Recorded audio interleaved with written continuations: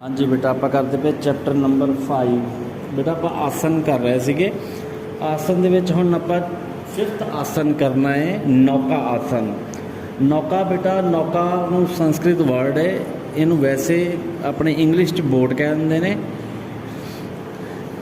नौका इन संस्कृत मीनस बोट, मतलब नौका संस्कृत च द मीनस होंदा है boat. The final position of this आसन resemble as a boat, मतलब कि जी फाइनल पोजीशन चा इंज लगता जिमें अपने बोट बनी होवे। Hence the name has given नौका, इस करके दा नाम नौका आसन पै गया। This आसन can be performed both in supine and prone position। Supine and prone position दोवां पासे आपां इहनूं कर सकते हैं। supine की हुंदी आ ਜ਼ਮੀਨ ਦੇ ਉੱਪਰ ਪੁੱਠੇ ਲੇਟ ਕੇ, ਪ੍ਰੋਨ ਹੁੰਦੀ ਆ ਸਿੱਧੇ ਲੇਟ ਕੇ। ਇਹ ਦੋਵੇਂ ਪੋਜੀਸ਼ਨਾਂ ਦੇ ਵਿੱਚ ਆਪਾਂ ਕਰ ਸਕਦੇ ਹਾਂ। Procedure lying on a back spine position. Number 1 starting position, lie flat on the back. ਆਪਣੇ ਬੈਕ ਨੂੰ ਥੱਲੇ ਰੱਖੋ, ਫਲੈਟ ਜ਼ਮੀਨ 'ਤੇ ਰੱਖੋ। Keep the heel and feet together, ਜਿਹੜੀ ਤੁਹਾਡੀ ਹੀਲ ਅਤੇ ਫੀਟ ਨੂੰ ਦੋਵੇਂ ਇਕੱਠੇ ਕਰੋ। The arms should be by the side of the body and palm resting on the ground। ਜਿਹੜੀਆਂ ਆਰਮਸ ਨੇ ਉਹ ਤੁਹਾਡੀ ਸਾਈਡ 'ਤੇ ਹੋਣੀ ਚਾਹੀਦੀਆਂ ਨੇ, and body and palm resting on the ground. ਜਿਹੜੀ ਬਾਡੀ ਹੈ ਅਤੇ ਪਾਮਸ ਨੇ ਉਹ ਰੈਸਟ ਗਰਾਊਂਡ 'ਤੇ ਹੋਣੀਆਂ ਚਾਹੀਦੀਆਂ ਨੇ। ਇਨਹੇਲਿੰਗ ਸਲੋਲੀ ਰੇਜ਼ ਦ ਲੈਗਸ, ਹੌਲੀ ਹੌਲੀ ਆਪਣੀਆਂ ਲੈਗਸ ਨੂੰ ਸਾਹ ਅੰਦਰ ਖਿੱਚੋ ਅਤੇ ਹੌਲੀ ਹੌਲੀ ਲੈਗਸ ਨੂੰ ਉੱਪਰ ਕਰੋ। Simultaneously raise the head and trunk up to 45 degree। simultaneously ਦਾ ਮਤਲਬ ਹੁੰਦਾ ਵਾ ਇੱਕੋ ਸਮੇਂ 'ਤੇ ਆਪਣੇ ਜਿਹੜਾ ਤੁਹਾਡਾ ਟਰੰਕ ਆ ਅਤੇ ਹੈਡ ਆ ਦੋਵਾਂ ਨੂੰ ਇੱਕੋ ਸਮੇਂ 'ਤੇ 45 ਡਿਗਰੀ ਦੇ ਉੱਤੇ ਲੈ ਕੇ ਆਉਣਾ ਵਾ। Number 3 stretch and raise the arm up and maintain the position for a 5 to 10 second। ਕਹਿੰਦੇ ਜੀ ਆਪਣੀਆਂ ਜਿਹੜੀਆਂ ਆਰਮਸ ਨੇ ਉਹਨੂੰ ਸਟਰੈਚ ਕਰੋ ਅਤੇ ਰੇਜ਼ ਕਰੋ, ਇਹਨੂੰ ਮੇਨਟੇਨ ਰੱਖੋ ਇਸ ਪੋਜੀਸ਼ਨ ਨੂੰ 5 ਤੋਂ 10 ਸੈਕਿੰਡ ਦੇ ਲਈ। ਨੰਬਰ 4 ਰਿਲੀਜ਼ਿੰਗ ਪੋਜੀਸ਼ਨ, ਜਦੋਂ ਆਪਾਂ ਵਾਪਸ ਆਉਣਾ ਵਾ। Exhaling slowly bring the head and trunk down on the floor. ਸਾਹ ਛੱਡਦੇ ਹੋਏ ਆਪਣੀ ਬਾਡੀ ਦੇ ਟਰੰਕ ਅਤੇ ਹੈਡ ਨੂੰ ਹੌਲੀ ਹੌਲੀ ਫਲੋਰ ਵੱਲ ਲੈ ਕੇ ਜਾਓ। Slowly bring down the legs and arms on the floor and relax। ਹੌਲੀ ਹੌਲੀ ਸਮੂਥਲੀ ਲੈਗਸ ਅਤੇ ਆਰਮਸ ਦੋਵੇਂ ਜ਼ਮੀਨ 'ਤੇ ਰੱਖੋ, ਫਲੋਰ 'ਤੇ ਰੱਖੋ ਅਤੇ ਰਿਲੈਕਸ ਕਰੋ। ਇਸ ਤੋਂ ਬਾਅਦ ਨੈਕਸਟ ਆ ਗਿਆ ਬੇਟਾ ਜੀ ਬੈਨੀਫਿਟਸ। ਇਟ ਸਟਿਮੂਲੇਟਸ ਡਾਈਜੈਸਟਿਵ ਸਿਸਟਮ, ਇਹ ਡਾਈਜੈਸਟਿਵ ਸਿਸਟਮ ਨੂੰ ਸਟਿਮੂਲੇਟ ਕਰਦਾ ਹੈ। Second it gives relief the gastric problem, ਜਿਨ੍ਹਾਂ ਨੂੰ ਗੈਸਟ੍ਰਿਕ ਪ੍ਰੋਬਲਮ ਹੈ ਉਹਨਾਂ ਨੂੰ ਇਸ ਤੋਂ ਰਿਲੀਫ ਮਿਲਦੀ ਹੈ। Number 3 it removes lethargy resulting into improved ਕੌਨਸਨਟ੍ਰੇਸ਼ਨ।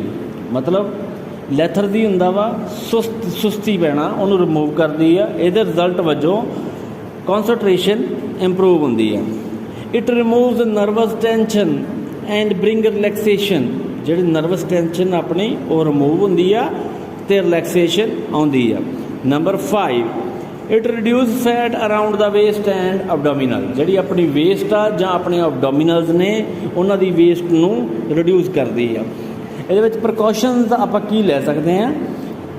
ਪਹਿਲਾ ਹੈਗਾ ਜੀ the trunk should be raised up to the navel level only. ਜਿਹੜਾ ਆਪਾਂ ਆਪਣੀ ਅੱਪਰ ਬਾਡੀ ਹੈ ਜਿਹਨੂੰ ਟਰੰਕ ਏਰੀਆ ਕਹਿ ਦਿੰਦੇ ਹਾਂ, ਇਹਨੂੰ ਸਿਰਫ ਇੱਕ ਲੈਵਲ ਤੱਕ, ਨੈਵਲ ਦੇ ਲੈਵਲ ਤੱਕ ਹੀ ਉੱਪਰ ਲੈ ਕੇ ਜਾਣਾ ਚਾਹੀਦਾ। The hand should be stretch straight way without bending at the elbow, ਵੀ ਜਿਹੜੀਆਂ ਆਪਣੀਆਂ ਹੈਂਡਸ ਨੇ ਉਹ ਸਟ੍ਰੈਚ ਹੋਣੇ ਚਾਹੀਦੇ ਨੇ ਬਿਲਕੁਲ ਸਟੇਟ, ਬਿਨਾਂ ਉਹਦੇ ਵਿੱਚ ਕੋਈ ਬੈਂਡ ਪਿਆ ਹੋਵੇ ਐਲਬੋ ਦੇ ਵਿੱਚ।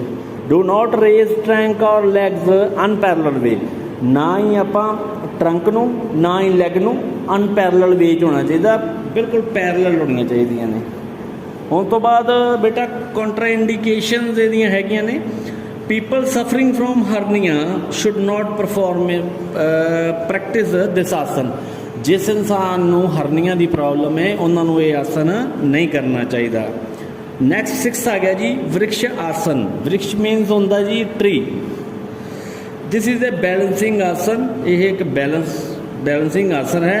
ਦਿਸ the Sanskrit word vriksha means tree. Sanskrit ਦਾ ਵਰਡ ਵ੍ਰਿਕਸ਼ਾ ਉਹਦਾ ਮਤਲਬ ਹੁੰਦਾ tree. This is the tree posture. ਇਹ ਇੱਕ ਟਰੀ ਪੋਸਚਰ ਹੈ। In the imagination of tree foot seems as a root. ਜਿਹੜੇ ਆਪਣੇ ਪੈਰ ਨੇ ਐਜ਼ ਏ ਰੂਟ ਕੰਮ ਕਰਦੇ ਨੇ। ਲੈਗਸ ਐਜ਼ ਏ ਟਰੰਕ ਅਤੇ arms as a branches of leaves ਕੰਮ ਕਰਦੀਆਂ ਨੇ। Head as a top of the tree. ਜਿਹੜਾ ਆਪਣਾ ਹੈਡ ਹੈ ਉਹ top of tree. All make the posture of shape of the tree. ਮਤਲਬ ਕਿ ਸਾਰੇ ਕੁਝ ਮਿਲ ਕੇ ਇੱਕ ਟਰੀ ਦੀ ਸ਼ੇਪ ਬਣਦੀ ਹੈ। ਨੈਕਸਟ ਇਹਦਾ ਪ੍ਰੋਸੀਜਰ ਕੀ ਆ? State position. Stand with the feet together and the arm by side the gauge in front.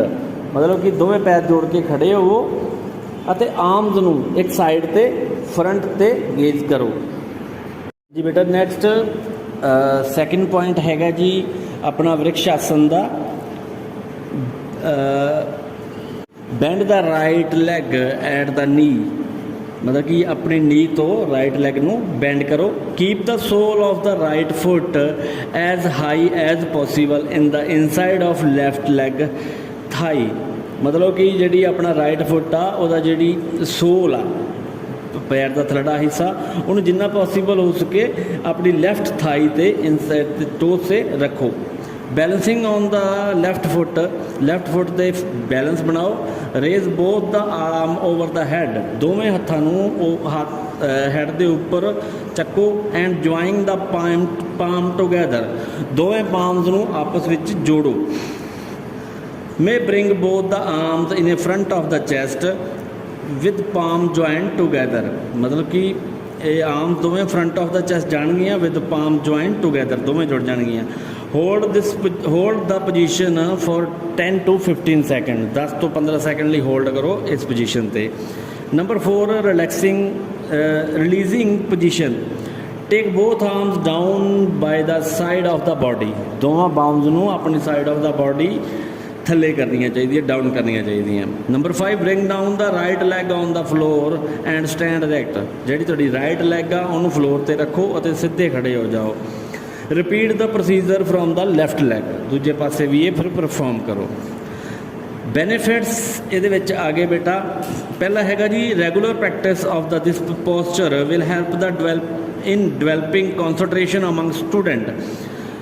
ਇਸ ਆਸਨ ਦਾ ਰੈਗੂਲਰ ਪ੍ਰੈਕਟਿਸ ਸਟੂਡੈਂਟ ਵਿੱਚ ਕੌਨਸਨਟ੍ਰੇਸ਼ਨ ਡਿਵੈਲਪ ਕਰਨ ਵਿੱਚ ਹੈਲਪ ਕਰਦਾ ਹੈ।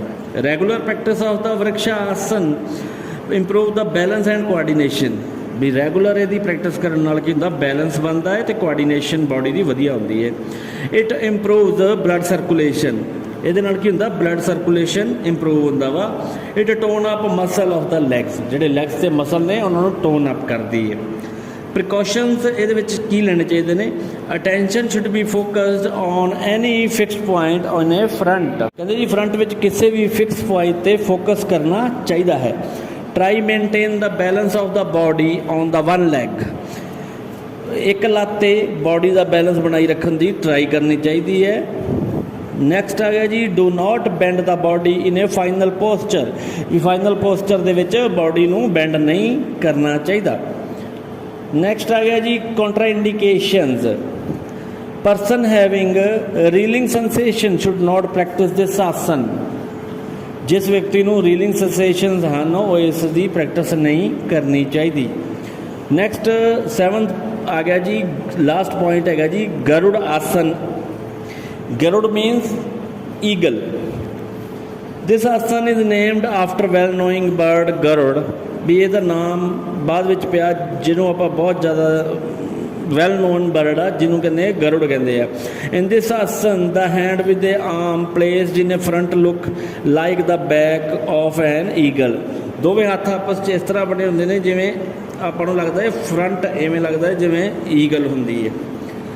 Procedure start positions. Stand erect feet together hand the side of the Thai.